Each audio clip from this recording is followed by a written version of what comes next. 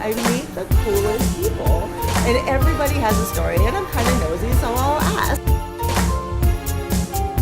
Having the gay dream, you know, young, hung, and full of cum. We hit coming out issues, we hit family issues, and those are always a little, serious.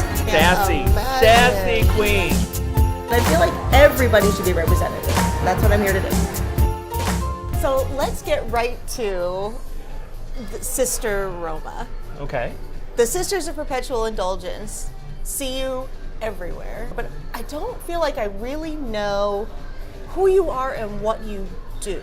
The Sisters started 35 years ago in 1979, and originally were just sort of like a shock value sort of guerrilla theater group that was a bunch of guys who had these nuns' habits laying around, and they were like, you know what, let's go out on Easter in the Castro dressed as nuns and see what happens. Around 1981, 82, when people started to get sick with Kaposi's, and they called it gay cancer, right. And the community started to see members physically deteriorate and get ill, there was a panic, and the sisters were the first group to raise to stand up and to have a safer sex fundraiser and to create a safer sex pamphlet called Playfair. We've expanded our horizons to support women's breast cancer, gay youth, local artists, medical marijuana, gay marriage. We've thrown our resources and our energy into just about every cause that you can imagine. How did you personally get involved?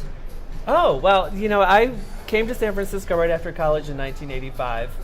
And I was just having the gay dream, just young, hung, and full of cum. And one night after work in 1987, I was at the Midnight Sun right down the street here with a bunch of my friends. It was after work. We were in our power ties, and we were all watching the videos. And this character busts through the door who looked like kind of a showgirl clown nun. And for the first time that night, everybody stopped looking up at the videos and looked at this person. And everybody was focusing their attention on a human being and interactions, and this person seemed to know everybody in the bar. And I was intrigued, like everybody else, and she walked up to me and said, "Hi, Michael." And I was like, "You know me?" And it turned out to be my friend Norman, who was one of my best friends at the time, who had never come out to me as a sister. I'd never even heard of the sisters. So he told me about the group, and we started to hang out, and one day we were off to be cheerleaders for the Eagle softball team at the Gay Softball League. And he said, "Why don't you try the makeup?"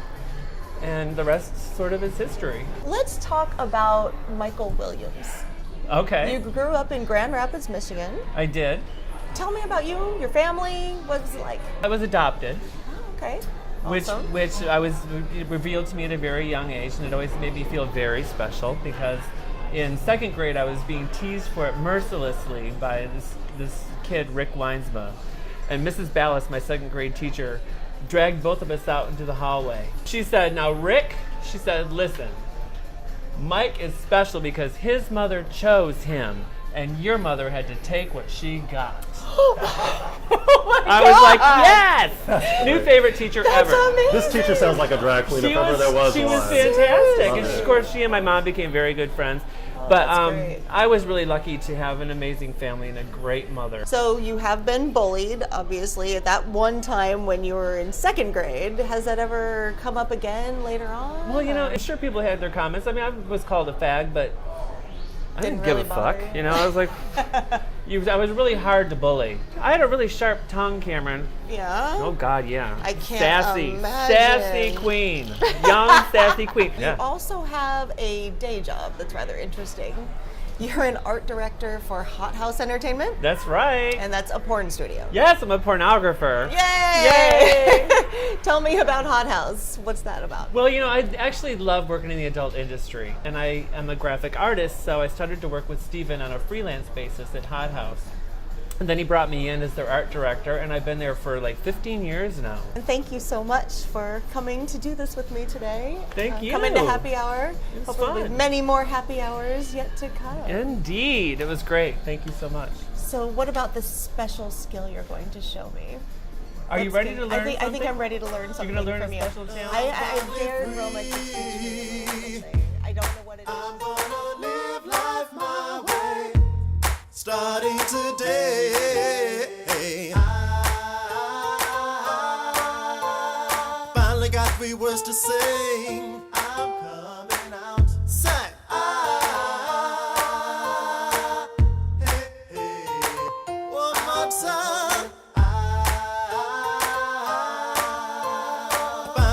the words to sing. Yeah.